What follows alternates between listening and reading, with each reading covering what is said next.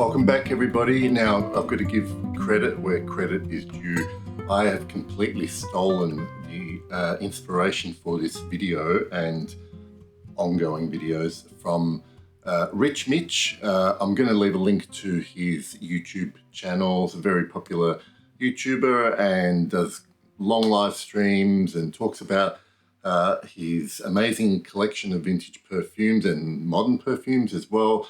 But the idea that I'm stealing from him, I completely admit I've stolen this idea, and I did ask him if it was okay, and he said it was absolutely fine, is a weekly rotation video, which I'll probably start to do a bit more consistently.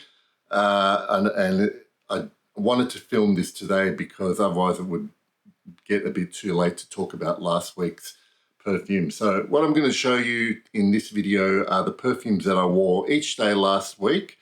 And what you're going to discover quickly about me is most days I wear two different perfumes. So I'll spray something on in the morning. So get up, shower, spray perfume. And then usually by the afternoon, a couple of things might have happened. Basically, morning's perfume is worn off and I want to refresh with something else. So that'll be my second scent of the day. Or I'll do something like, I might go to the gym in the middle of the day, have another shower, and then I'll want to spray something new on as well. So what I'm going to do is start from Monday up until Sunday.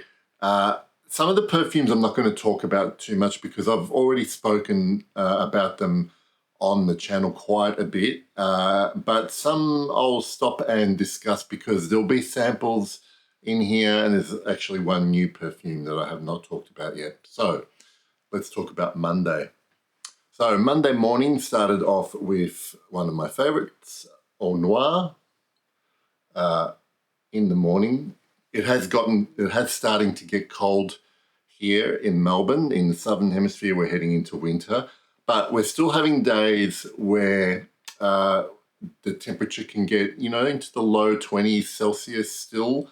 The odd day here or there. So on Monday, it was a little bit like that. So I decided to wear something I hadn't worn for a while. This is Aqua Allegoria by Guerlain Pampelune, one of the best grapefruit fragrances. If you like grapefruit, you definitely need to try this.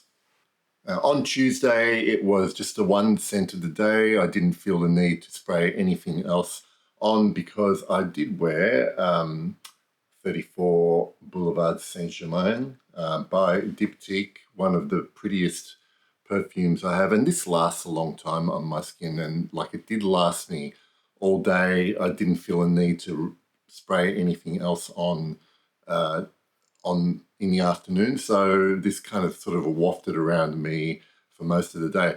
Just on a side note, if you're wondering also how I choose my perfumes each day, I've been doing something a little bit different this year. I still like to rotate my perfume, so I try and make sure stuff gets worn and not sitting in the back of a drawer somewhere collecting dust. So because I do record my scent of the day on the Basenotes website, I can see what I haven't worn in a long time and sort of consider those perfumes as well. But one thing, just to keep it a little bit more interesting for me this year, is I've actually been checking the daily scent of the day feature in Basenotes. And there you can see, I'll leave a link to it if anyone's not familiar with it. And there you can see what all the other Basenotes users have registered as their scent of the day. So in the morning, I might like scroll through that. And if I see a perfume that I have, sample or bottle, I might get inspired to wear that day. Just a little bit of extra, an extra tool to help me not have to think about what I'm going to wear for that particular day. On Wednesday, I went with another lovely favorite, Habit Rouge, EDT, for the morning. But later that day, I got a parcel in the mail, and it was actually the latest bottle of perfume that I'd purchased had arrived, so I decided to wear that. This is Grimoire by Anatole Le Breton. I hope I'm pronouncing that okay. I won't go too much into the detail of how this smells. This was first recommended to me by my friend Rachel on Instagram.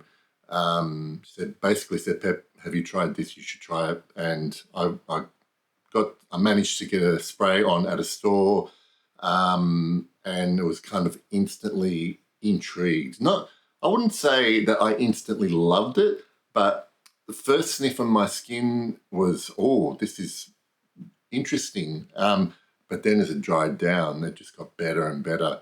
And this came up for a really great price on one of the local Facebook groups, and I could not resist picking it up. Briefly, I'll give you an overview of what it smells like. If some of you are familiar watching this with this perfume, tell me about your experience in the comments. It opens up a lot of incense and cumin, all right, but the cumin's not too overpowering. And the dry down is where it's interesting for me, because there are some aspects of the dry down that actually remind me of Andy Tauer's L'air du Desert Marocain.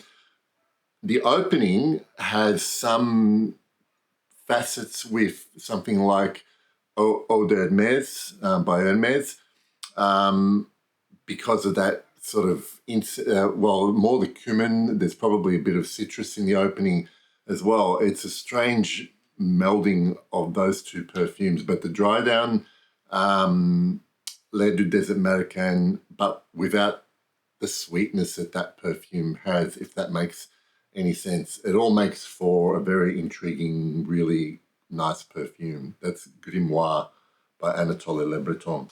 So come to Thursday, I wore another perfume I have not reviewed yet. This is Epic Woman. This is also a purchase from this year. It was my first purchase of 2023. I will review that soon. Now, what I'll say about this is both one of my favorite incense and also one of my favorite rose perfumes in one. I find this absolutely stunning. And look, I could have just worn this that day because this lasts all day. I happened to have a shower later on that day, and I switched to Zonka by L'artisan perfume. Okay, so Friday, I actually wore the last of a sample that I had of Le Bleu Extrait de Parfum. This was a sample that was sent to me by someone, a friend on Instagram, and I had never smelled, up until then, I'd never smelled any version of Le Bleu. So my only experience now is with this particular Extrait de Parfum version. Now, I kind of was expecting a particular scent profile based on all that I've read about it and the note pyramids. What I didn't get was sort of powdery violet iris kind of profile that I was expecting, having never smelled it before. The extract, and I don't know if it has anything to do with how old it was either. It was certainly lovely, and I certainly got those tones from the perfume. But what I also got was a good dose of almost indolic, and what I would describe as a yellow floral. Like, if I'm not even sure if there's a ylang ylang in Le Bleu, but that kind of profile came through for me, and it was really lovely, and obviously had a very classic scent profile about it, and I can see why that perfume is very popular, and it actually wore lovely on my skin, wore really well on my skin.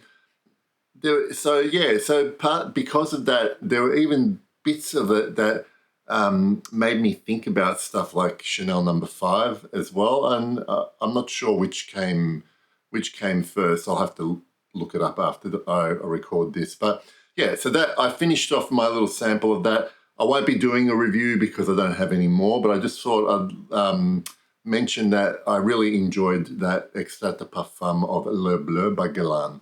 later that evening, I switched to one of my all-time favorites, 1740 by Histoire de Parfum. For those who have asked, every time I do a top 10 video and this isn't in it, you know, people say, oh, where's 1740? I still love this perfume.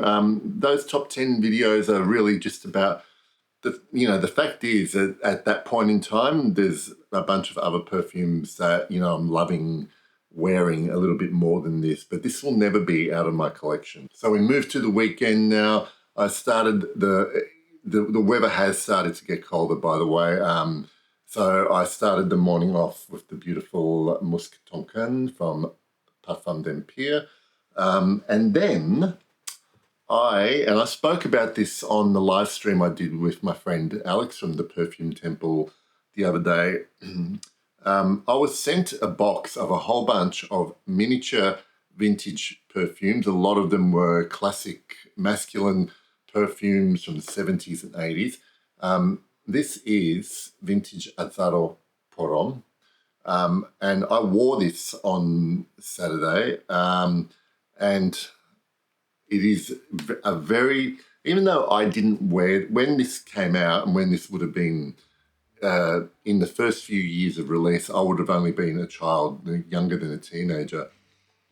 But this is a very, very nostalgic smell for me because clearly when I smelled this recently, and I had not really tested the modern version, but when I smelled this vintage version, I instantly remembered that this was a prevalent scent profile amongst the adult men that I was surrounded by. So someone in my family or an acquaintance was wearing this when I was a kid. Although I never saw a bottle of Azzaro anywhere. So yeah, it was probably like the popular perfume amongst guys back when I was a kid. Azzaro Porom. It still is pretty popular as well. And to end the week on Sunday, I wore two classic favorites of mine. Au Sauvage Parfum from Christian Dior, and I had a Dior and Chanel day and ended the day with Anteos from Chanel. I hope that you found my weekly rotation interesting. I'll try and do one each week. Thank you again for the inspiration, Rich Mitch. And I'll see you guys next week with a new weekly rotation. In the meantime, there'll be other videos. Thank you for watching. See you later.